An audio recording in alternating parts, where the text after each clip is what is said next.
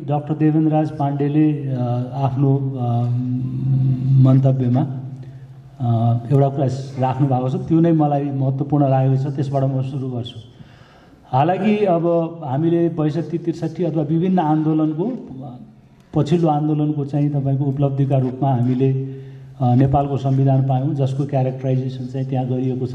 सङ्घीय लोकतान्त्रिक गणतन्त्र छ र सङ्घीय गणतान्त्रिक लोकतन्त्रमा पनि यसको महत्त्वपूर्ण मुद्दा धार्मिक धर्मनिरपेक्षताको पक्ष पनि छ। त्यो कुरा बृहत्तर भयो, तर त्यो कसरी काम भइरहेको छ त यो महत्त्वपूर्ण पक्षहरूलाई संविधानले कसरी प्रयोग गरिरहेको छ र हामी जनताले त्यसलाई कसरी हेरिरहेका छौँ भन्ने देखिन्छ। भन्दाखेरि यसको दुईटा पक्ष रहेछ। यो एकदम बृहत व्यापक विषय हो, तर अघि डाक्टर देवेन्द्रराज पाण्डेले के भन्नुहुने, त्यो व्यापक विषयमा पस्नुभन्दा पनि अभ्यासका क्रमबाट हेरौँ भन्ने छ।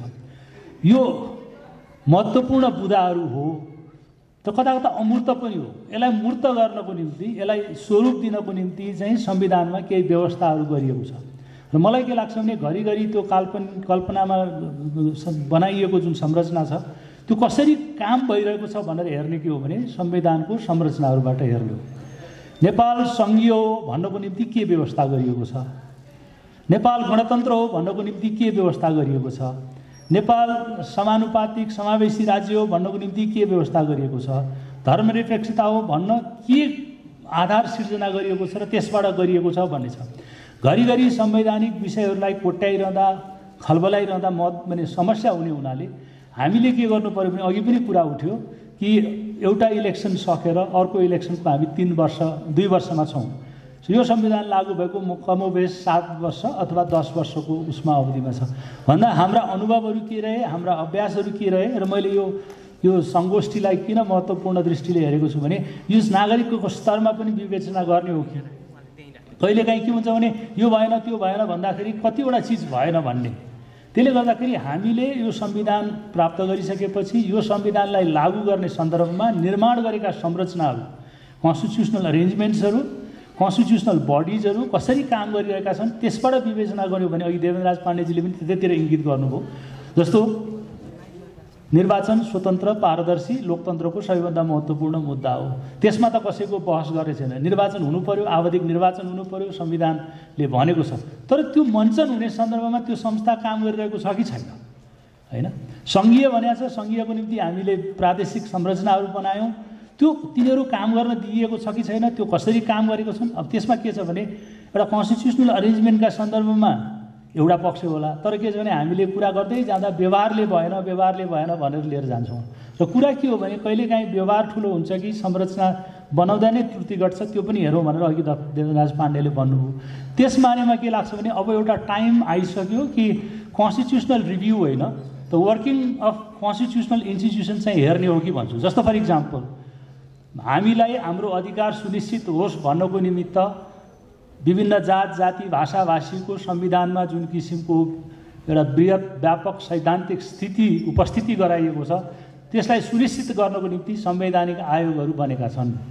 ती आयोगहरूले सहीसँग काम गरे कि गरेनन्, तिनको रिपोर्ट त वर्षेनी हामी पार्लियामेन्टमा बसेको देख्छौँ, तर त्यो जनसरोकारको विषय बनेको हामीले देख्दैनौँ। यसकारण मेरो पक्ष के हो भने संविधानमाथिको विवेचना होइन, संविधानले तय गरेका संरचनाहरूमाथि विवेचना हुन जरुरी छ ताकि यो संविधान इभल्भ हुन सकोस्, बढ्न सकोस्। त्यो मेरो भन्नुको पछाडि के छ भने मलाई एकदम याद पनि पढेको पनि थिएँ, आज सेयर गर्न मन लाग्यो। इन्डियामा जब कन्स्टिट्युसनको ड्राफ्ट पहिलोपटक प्रस्तुति भयो, अम्बेदकरका मानिसहरू पुगे, तपाईँ यत्रो चाहिँ तपाईँको जातिवादको खिलाफमा सारा उसमा तपाईँ लागेको मान्छे, एउटा लिबरल कन्स्टिट्युसन निर्माण गरेर हामीलाई दिन लागिरहनु भएको छ, यसले कसरी ह्यान्डल गर्छ भन्दा उहाँले एउटा कन्स्टिट्युसनल मोरालिटीको क्वेसन उठाउनु भएको थियो कि यो कन्स्टिट्युसनले इक्वालिटी इन्स्योर गर्छ भने हामीले त्यो किसिमको अभ्यास गर्न सक्नुपर्छ भन्ने छ। हो, मलाई थाहा छ कि यो संविधान एउटा लिबरल फ्रेमवर्कमा बनेको, यो मुलुकको संरचनात्मक जुन विविधता छ, जुन थिचोमिचो छ, त्यसलाई तुरुन्तै गर्न सक्दैन। तर संविधान आफ्नो बाटोमा हिँड्यो भने पिसफुल तरिकाले यसलाई परिवर्तन गर्छ। यसकारण उहाँले एउटा कन्स्टिट्युसनल मोरालिटी अथवा नैतिकताको कुरा गर्नुभएको थियो। त्यो कहाँ हो भने कन्स्टिट्युसन महत्त्वपूर्ण होइन, कन्स्टिट्युसनल भ्यालुजहरूप्रतिको हाम्रो प्रतिबद्धता महत्त्वपूर्ण कुरा हो। यसकारण हामीले लेखाजोखा गर्ने बेला आयो, जस्तो यहाँ मेम्बर अफ पार्लियामेन्ट्सहरू हुनुहुन्छ, उहाँहरूले पार्लियामेन्ट्री कमिटिजहरूबाट रिभ्यू गर्न सक्नुहुन्छ। संवैधानिक परिषदको व्यवस्था हामीले गरेका थियौँ, त्यो एकदम स्पष्ट राम्रो व्यवस्था हो। त्यो काम गरेको छ कि छैन भनेर उहाँहरूले विवेचना गर्न थाल्यो भने मुलुकको चाहिँ तपाईँको डिस्कोर्सिभ छलफलको प्रक्रिया त्यतातिर बढ्छ। यदि भोलि स्ट्रिटबाट संविधानका बारेमा कुरा उठ्न थाल्यो भने फेरि अर्को ल्याउने, नयाँ ल्याउने, पुरानो फ्याँक्नेमा जुन हामी भुमरीमा पर्छौँ, त्यसले कन्स्टिट्युसनल विकासको क्रमलाई अवरुद्ध गर्छ। यसकारण पार्लियामेन्टको रेस्पोन्सिबिलिटी के हो भने कि अब बेला आयो कि हाम्रो कन्स्टिट्युसनल इन्स्टिट्युसन्सहरू, हाम्रो पोलिसी मेकिङ प्रोसेसहरू राइट ट्र्याकमा छन् कि छैनन् भन्यो भने हामीलाई पनि सजिलो हुन्छ बाहिरबाट हेर्न यिनीहरू ठिक ठाउँमा छ कि छैन। किनभने फर्स्ट इभ्यालुएटर त मेम्बर अफ पार्लियामेन्ट नै हो, किनभने विधि त्यहाँबाटै परिमार्जित हुन्छ, कन्स्टिट्युसनल एमेन्डमेन्टको प्रोसिजर त्यही छ। उहाँहरू काम गर्नु भएन र एकअर्कामा बाँडिन थाल्नुभयो भने जनताले त भोलि आफ्नो हातमा चाहिँ डिस्कोर्स लिइसकेपछि कहाँ पुर्याउँछ कसैले भन्न सक्दैन। यसकारण राजनीतिक विकासक्रमको सन्दर्भमा, संवैधानिक चाहिँ अभ्यासका सन्दर्भमा पार्लियामेन्ट र पिपल सँगसँगै उभिन सक्ने वातावरण गर्नु पर्यो। तर हामी के देखिरहेछौँ भने त्यो डिस्जङ्क्चर भइराखेको छ। पार्लियामेन्ट्री प्रोसिजर्सहरू, नीति विधि निर्माणका कुराहरू यति झन्झटिलो चाहिँ तपाईँको चाहिँ ड्र्याग भएको छ कि तपाईँको सुन्यो कि गएको पार्लियामेन्टले एउटा पनि विधेयक पास गर्न सकेन भन्छ। सार्वजनिक विषयका महत्त्वका विषयहरू त्यहाँ प्रवेश नै पाउँदैनन्, दलगत कुराहरू मात्रै प्रवेश पाउँछन् भने नीतिसँग जनतालाई जोड्नको निम्ति, संविधानसँग जनतालाई जोड्नको निम्ति जुन हामीले कल्पना गरेका छौँ ती संस्थाहरू, ती इन्स्टिट्युसनहरू चलायमान छ कि छैनन्, त्यो अभ्यासको क्रममा हेर्दै हो।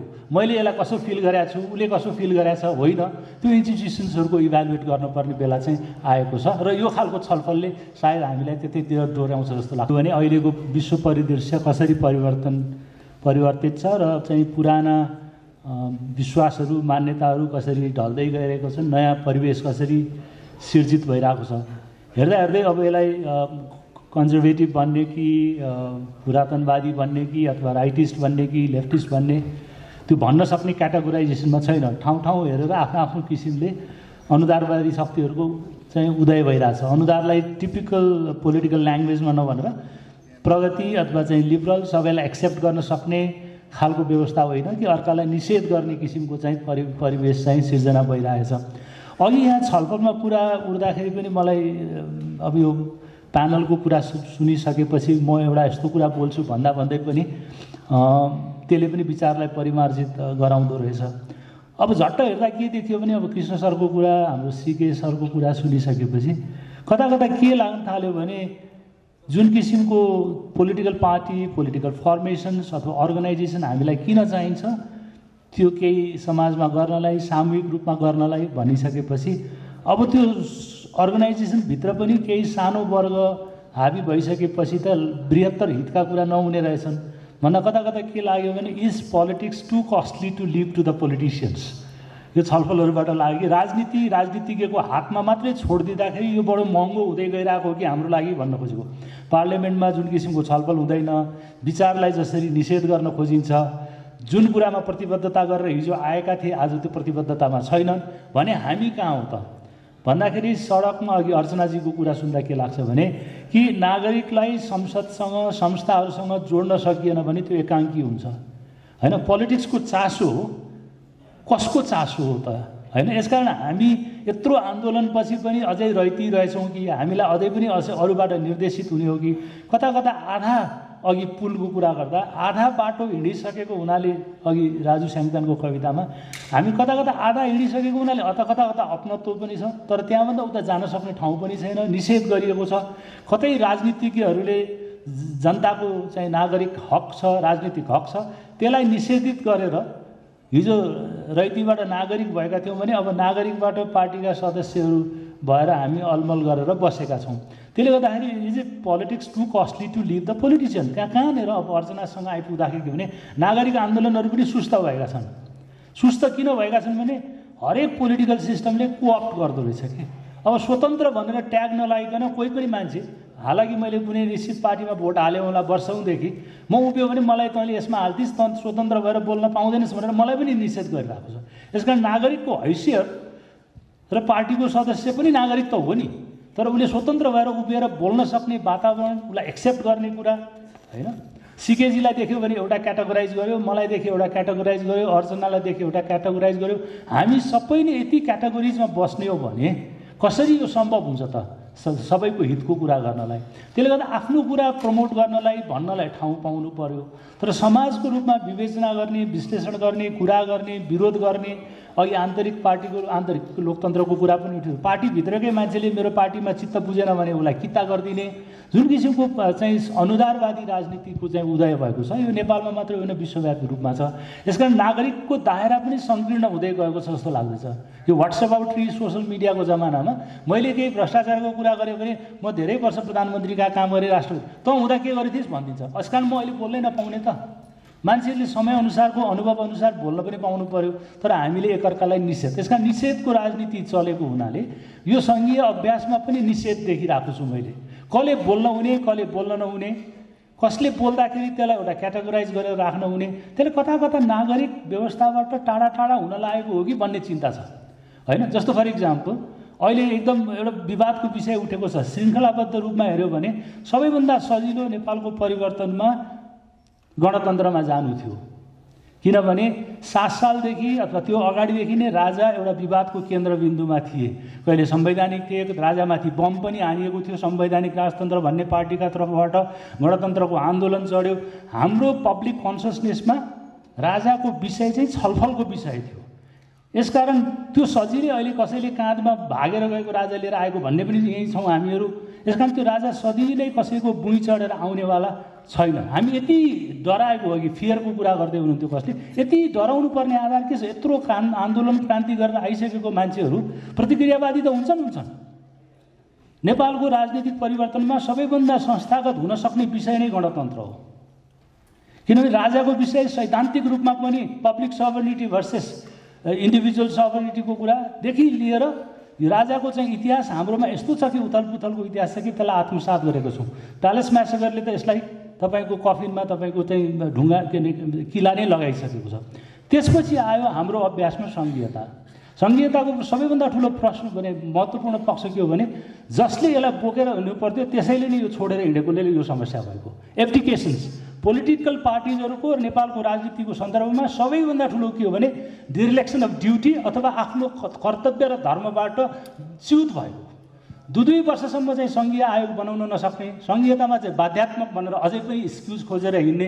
How many experiment they would do to us? हामी माथि कतिवटा एक्सपेरिमेन्ट गर्ने यो देशमा? एउटा जेनेरेसन गइसक्यो, अर्को 20 वर्ष अर्को एक्सपेरिमेन्ट गर्ने।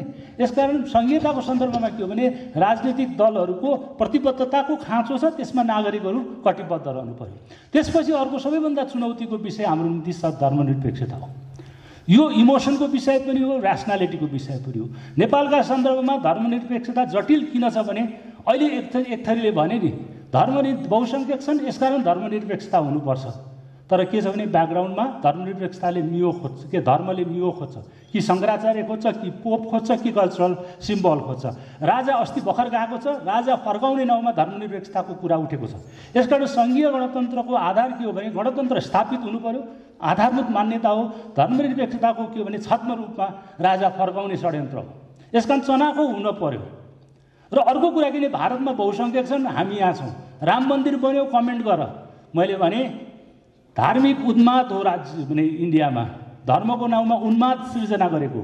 तर हाम्रोमा यदि धर्म मान्ने मान्छे छ भने रामको मन्दिर बन्नु उत्सवको कुरा हो। उत्सव र उन्मादमा हामीले फरक छुट्याउन सकेनौँ भने हामी उन्मादी हुन्छौँ।